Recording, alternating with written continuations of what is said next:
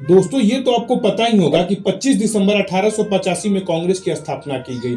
वहीं लगभग 100 साल बाद यानी 6 अप्रैल 1980 में बीजेपी का गठन किया गया, जो कि आज भारत की रूलिंग पार्टी है। वहीं 13 सितंबर 2013 को बीजेपी ने नरेंद्र मोदी को पीएम कैंडिडेट घोषित कर दिया। लाखों लोगों को ये लगने लगा कि जैसे मोदी गुजरात को बदल दिए, वैसे मोदी भारत को बदल देंगे। वहीं भारत के पूर्व प्रधानमंत्री डॉक्टर मनमोहन सिंह, जो कि साइलेंट बिहेवियर के लिए जाने जाते थे, वहीं मनमोहन सिंह जी की इमेज लोगों की नजर में गूंगे बहरे नेता के रूप में बन चुकी थी, जिसे भारत की जनता किसी भी कीमत पर हटाना चाहती थी। लेकिन यह सवाल ये आता है कि क्या मोदी जी ने मनमोहन सिंह की तुलना में अच्छा काम किया या फिर लोगों को पागल बनाया जा रहा है। नमस्कार साथियों, मैं आदित्य सिन्हा आप सभी का स्वागत करता हूं। जैसा कि आपको पता है कि 2004 से लेकर 2014 तक भारत में डॉक्टर मनमोहन सिंह जी की सरकार थी। वहीं 2014 से लेकर 2024 तक भारत के प्रधानमंत्री नरेंद्र दामोदर दास मोदी थे।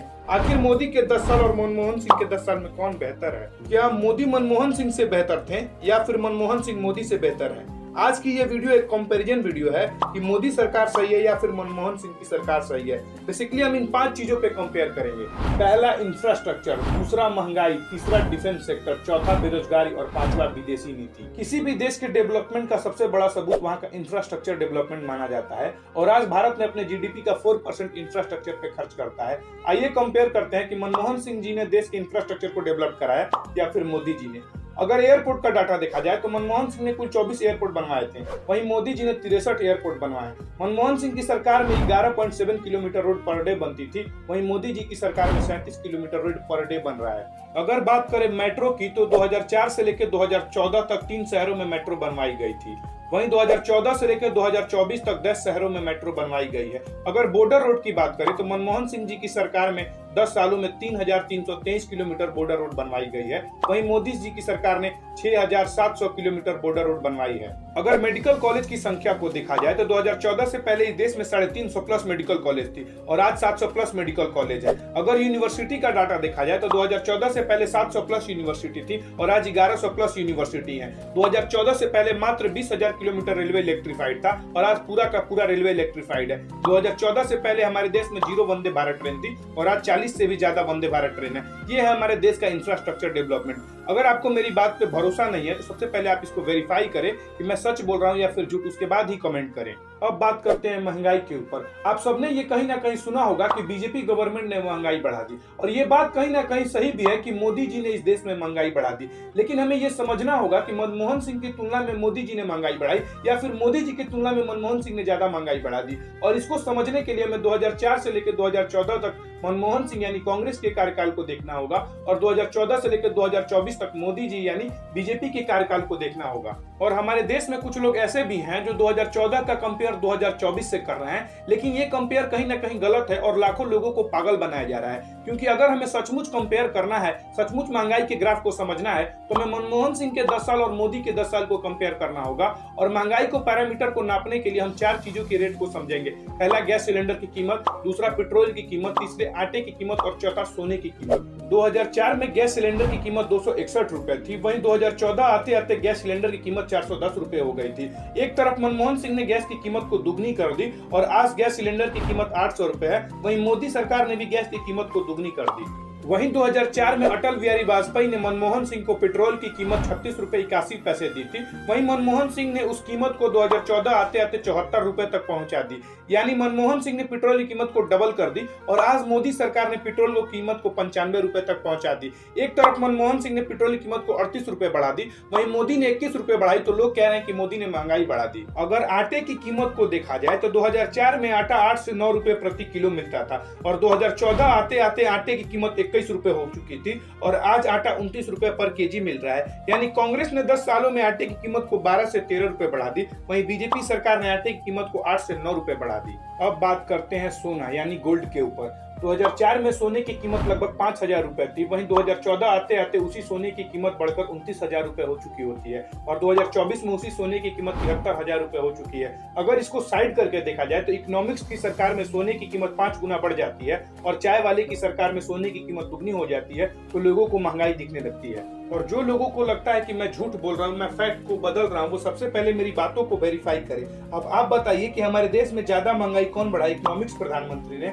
या फिर मोदी जी ने? लेकिन फिर भी कुछ ऐसे गधे हैं जो मेरी बातों पर यकीन नहीं करेंगे, डाटा पर यकीन नहीं करेंगे। उन मूर्खों को कोई समझा ही नहीं सकता क्योंकि वो समझना ही नहीं चाहते हैं। अब बात करते हैं डिफेंस सेक्टर के ऊपर।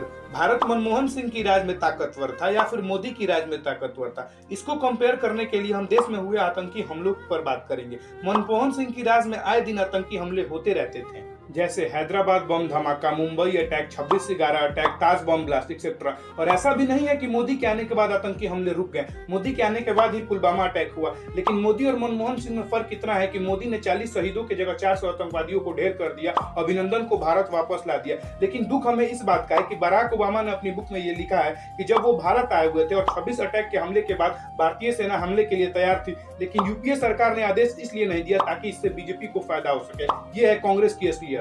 ये तो रही सुरक्षा की बात। अब बात करते हैं डिफेंस एक्सपोर्ट के ऊपर। मैं आपको बता दूं कि 2004 से लेकर 2014 तक मनमोहन सिंह की काल में भारत में लगभग 4000 करोड़ का डिफेंस एक्सपोर्ट किया। वहीं केवल पिछले साल का डाटा देखा जाए तो भारत ने लगभग 21000 करोड़ का डिफेंस एक्सपोर्ट किया। यानी पिछले 10 साल के एक्सपोर्ट मात्र 1 साल के एक्सपोर्ट से 5 गुना ज्यादा है। लेकिन कोई आपको ये नहीं बताएगा क्योंकि हमें अपने आप पर गर्व होने लगेगा। और कुछ लोग सिर्फ इसी काम में लगे हैं कि भारतीयों को कैसे डिमोटिवेट किया जाए। अब थोड़ा बेरोजगारी के डाटा को भी देख लिया जाए। अभी भारत में लगभग 40 से 45 करोड़ लोग ऐसे हैं जिन्हें कहीं ना कहीं सरकारी नौकरी चाहिए। लेकिन एक बात आप खुद ही सोचिए कि ये कैसे पॉसिबल है। भारत में वही लोग बेरोजगार हैं जिन्हें कहीं ना कहीं सरकारी नौकरी चाहिए या फिर उनके पास स्किल नहीं है। और जैसे जैसे एआई आते जा रहा है वैसे वैसे जॉब खत्म होती जा रही है। अगर हमारे पास स्किल नहीं होगा तब तक हम बेरोजगार रहेंगे, क्योंकि आने वाले समय में स्किल की डिमांड है। और भारत में कुछ लोग ऐसे भी हैं जो एमबीए तो कर लेते हैं लेकिन एमबीए का फुल फॉर्म नहीं पता है। अरे हमने एमबीए कर रखे हैं, एमबीए करके मोटरसाइकिल पे घूम रहे हैं और 20,000 की नौकरी कर रहे हैं। घर वालों ने लाखों रुपए लगा दिए फिर भी हमें रोजगार नहीं मिल रहा। 20,000 की नौकरी, 20,000 की नौकरी में जो हमारे माँ बाप 5 लाख रुपए 4 लाख रुपए एमबीए कराने में लगाएं, वो हम कहाँ से पूरे करेंगे? बच्चे कैसे पालेंगे? कहाँ से 20,000 में घर चल जाएगा? एमबीए का फुल फॉर्म क्या होता है? एमबीए का होता है मैनेजमेंट बिजनेस। आगे और बिजनेस करने के लिए एमबीए। अरे एमबीए क्या होता है यार, तुम्हें पता नहीं एमबीए क्या होता है? और भारत में कुछ लोग ऐसे भी हैं जिन्हें जॉब तो चाहिए, सरकारी नौकरी चाहिए, लेकिन उनको जीडीपी का फुल फॉर्म नहीं पता है। 2 करोड़ नौकरी देने का वादे किया था, कितनी रोज नौकरी दे रही है? आपने कितनी पढ़ाई करी? गवर्नमेंट रेलवे में भर्ती करने के लिए तैयार नहीं है। जीडीपी की फुल फॉर्म बता दो आप। जीडीपी की फुल फॉर्म क्या है? नहीं है। थोड़ा सा टफ क्वेश्चन हो गया जो ये जीडीपी का पूछ रहा है। इनको चाहिए रोजगार, रोजगार चाहिए ना। एक प्रश्न का जवाब दे दो, मैं समझ जाऊंगा तुम बेरोजगार क्यों है और रोजगार क्यों नहीं मिला। 10th का स्पेलिंग होता है TENTH, यही होता है ना 10th का। 12th का स्पेलिंग बता दो, समझ में आ जाएगा जो रोजगार क्यों नहीं है। 12th का स्पेलिंग। अरे हम क्यों अब आप बताइए कि ऐसे लोगों को कौन नौकरी देगा? ये लोग बेरोजगार नहीं रहेंगे तो क्या होगा इनके साथ? इसीलिए मैं कहता हूं कि आप स्किल सीखने पर ध्यान दो, बेरोजगार कभी नहीं रहोगे। अब बात करते हैं फॉरेन पॉलिसी के ऊपर। 2014 से पहले मनमोहन सिंह जी की सरकार में भारत की अंतर्राष्ट्रीय छवि ऐसी हुआ करती थी।